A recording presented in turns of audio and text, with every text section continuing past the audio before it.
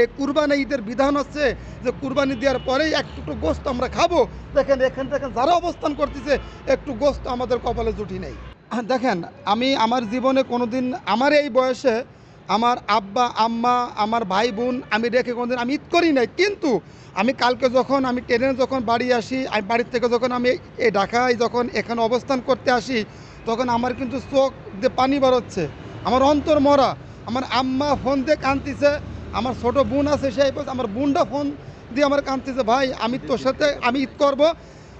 দেখেন দুঃখের বিষয় আমি সকাল এই দেখেন এখানে যারা আছেন এই সকাল থেকে আমরা একটা আমার সেবই আমরা খাই নাই, আমরা একটু পানিও খাই নাই, আমরা একটু ঝাল মুড়ি মানে বাড়িতে তাই আমরা খাচ্ছি, এখন আমরা গোস্ত খেতে পারি নাই।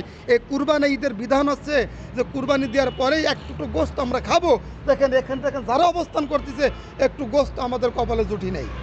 আমাদের সামনে এখনও প্রধানমন্ত্রীর পক্ষ থেকে কোনো লোক বা স্বয়ং নিজে কেউই আসে নাই।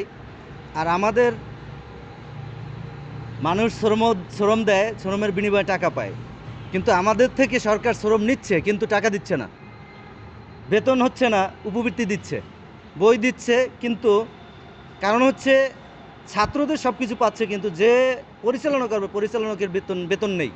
তো এভাবে কিভাবে প্রতিষ্ঠান চালানো সম্ভব? এজন্য সরকারের কাছে আকুল আবেদন, অবশ্যই যেন সে আমাদেরকে শ্রম দেওয়াচ্ছে, অবশ্যই যেন আমাদের বেতন ভাতা করে দেয়।